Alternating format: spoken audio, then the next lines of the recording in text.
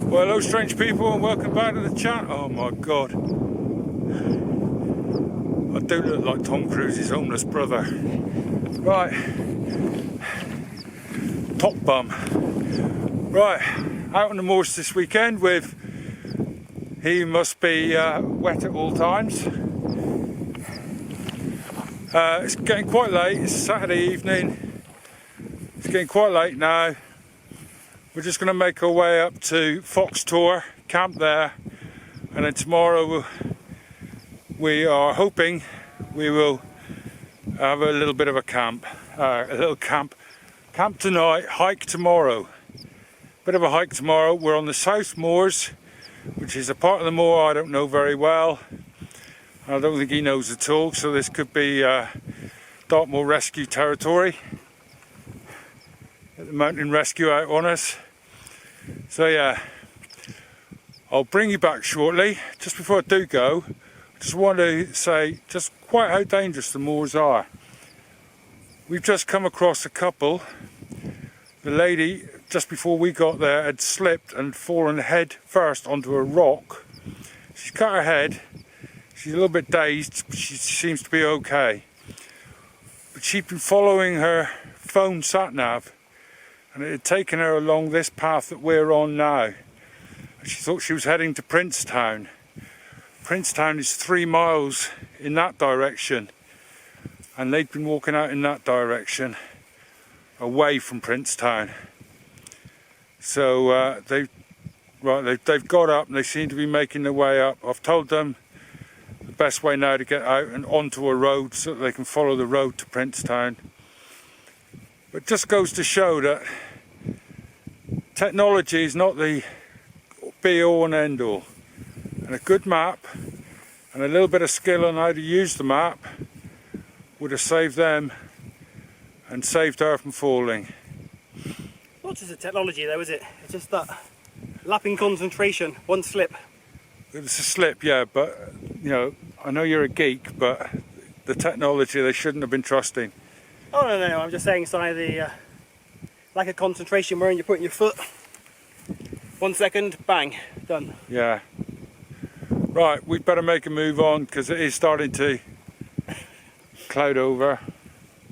Sorry about that. Out with the jinx.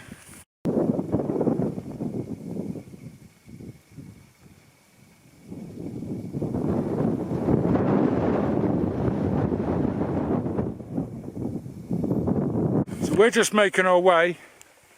Our campsite for tonight is up there, up on Fox Tor. And we're just making our way now to a landmark called Child's Tomb. The child was a hunter who was out, obviously, in this landscape, beautiful landscape, hunting, when a blizzard came in. And he got lost, didn't know where he was. Blizzard was so bad and he was so cold that he killed his horse and climbed inside of it to get out of the blizzard. Apparently he wrote a note inside while he was inside that said whoever found his body could have his lands. Whoever found his body and gave it a Christian burial could have his lands. So somehow the note managed to get to both the monastery in Plymouth, the abbey in Tavistock, and the priory in Plympton, which started a race from the monks to get to his body and give it a decent burial and claim the land.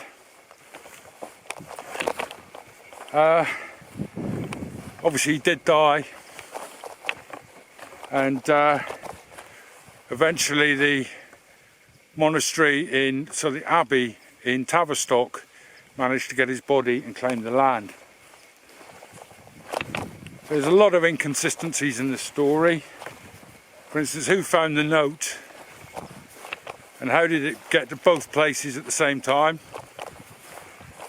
If you read some histories of this legend, you've got the fact that this happened in the 10th century, and the hunter's real name is Ordulf, which if he was called Ordulf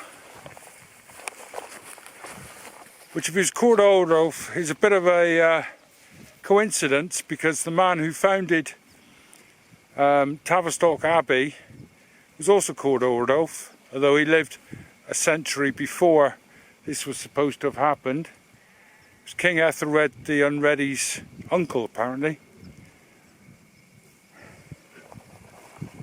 And if it had happened in the 10th century, well, Plimpton's priory didn't start up until the 11th century, so it happened 100 years before the priory was even invented. But that's not to say there isn't any truth in the legend. It's just, I don't really think it happened here, and it happened the way that it's written.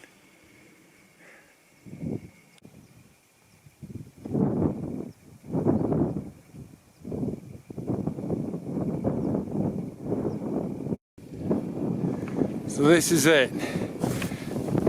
This is where a child was supposedly died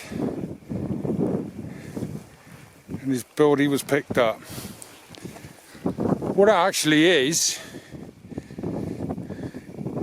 far more interesting to me.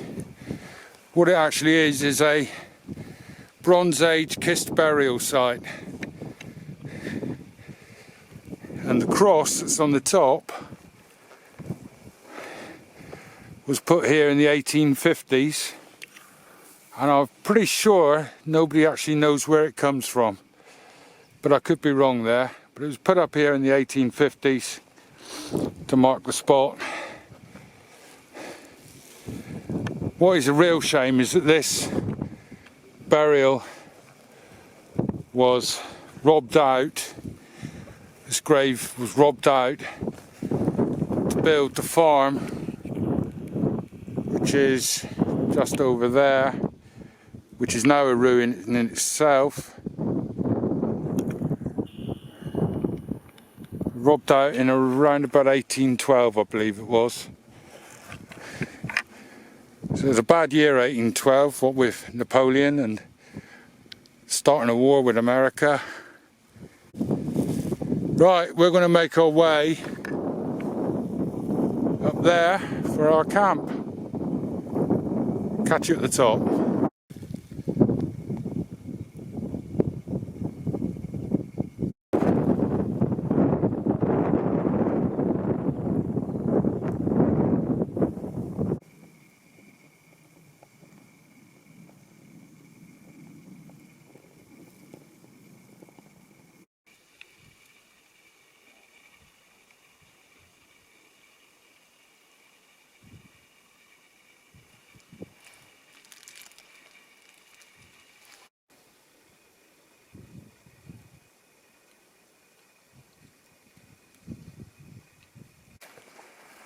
Well, the rain is set to start soon and finish at 9 o'clock tomorrow morning. So I think we'll be getting into our tents pretty quickly, pretty soon. Still nice and bright over in the east, but the weather's coming from the west. And as you can see, I hope, it's clouding over.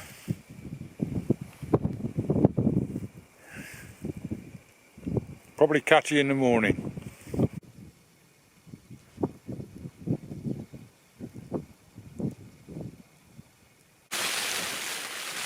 Well, I'm sure you can hear it. The rain's come in. So I think we're going to be settling down.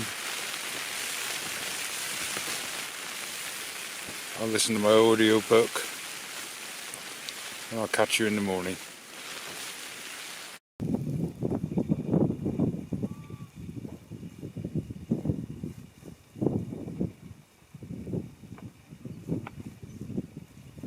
Good morning, strange people. detailed night. We're just packed up and on our way now. We're heading out across the grasslands. South Moor is a little bit less impressive, I would say, than the North Moor, but anything we find, I'll bring you to. Go on, fall in. Go on. Damn. I'll catch him one day. Well, I've got no idea what this post is about. It, judging by the holes in it, would appear to be an old railway sleeper. But there's no railway out here. There's nothing but a high plain of grass. Wet grass. Cotton grass. Yeah, you can knit yourself a jumper out of this lot, can you? So the track we're on now isn't visible other than the fact that people walking it have made it lower, made it wetter. And I don't know if it's going to pick up on the camera, but the cotton grass is thicker. This is a track, a very ancient track.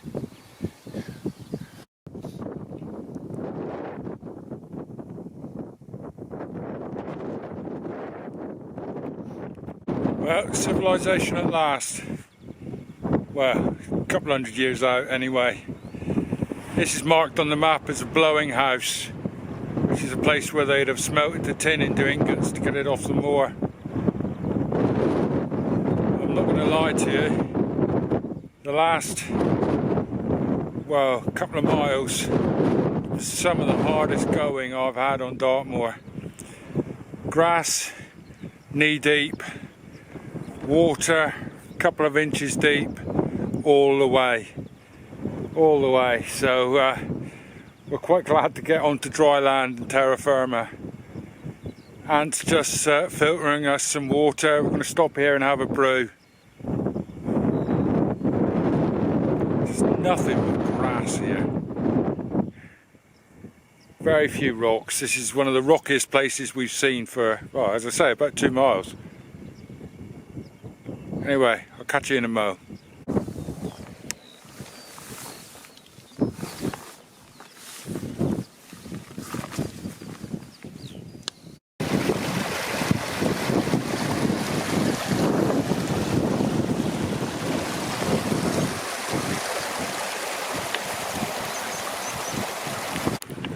So we're just making our way now down this little valley, beautiful little valley, and hopefully at the end of it we'll come across the Abbots Way, which is an ancient trackway that goes across the moors from Buckfast Abbey to Tavistock Abbey, and the going hopefully will be a lot easier than it has been.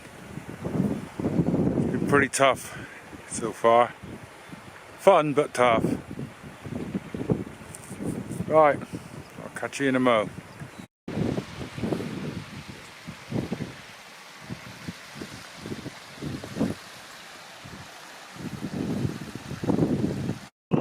Ant must be feeling brave.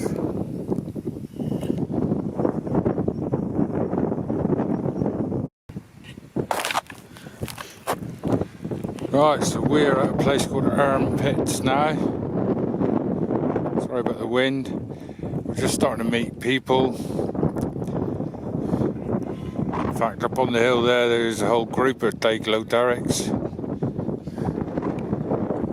So we're catching the Abbots Way now, so it's obviously quite a popular track. Down below us is the River Erm, which you have seen in one of my videos before because I did a short video where I canoed on it. If I can find it, I'll put it at the end. Quite a pleasant little video.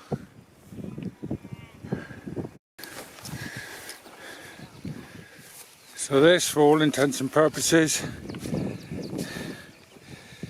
is the headwaters, the source of the River Erm.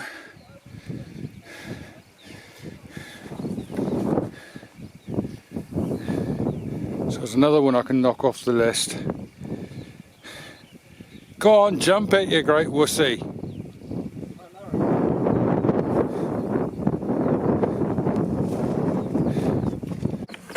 You know, sometimes I wonder if he's a vampire because he has had an awful lot of trouble crossing water.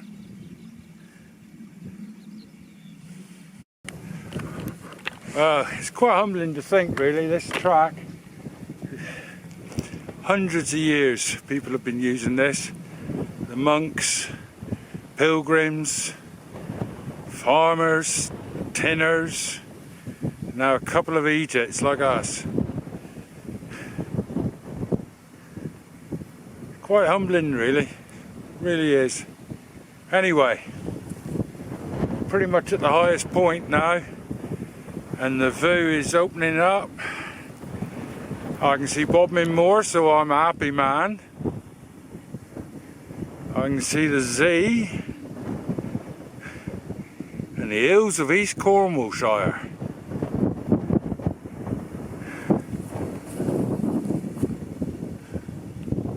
Don't know if the camera's picking that up. Bloody gorgeous. Right, onward and downward, because we're at the highest point. So we're just taking a quick break before we hit the miners' track. We've just crossed this little stream. I was just saying to Aunt, it's funny to think there's a town in America named after this. There's this little stream. Becomes the River Plym. And the town in America is Plymouth, Massachusetts. I believe there's some hobo town in Devon as well named after it, but... So yeah, lovely little stream. Can't be too far from the source.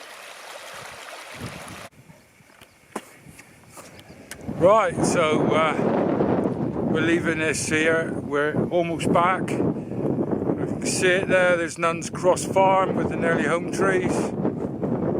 So we're not too far to go now. Thanks for watching. I think we've enjoyed it. Have we enjoyed it? We enjoyed it. Been a good walk. Big walk. Yeah, it's been a nice walk. Something a bit different. No tours as such, apart from Fox Tor, which is way over yonder now. So yeah, it's been a good one. Thanks for watching, and I'll catch you on the next one, which will probably be a canoe camp. Catch you on the next one.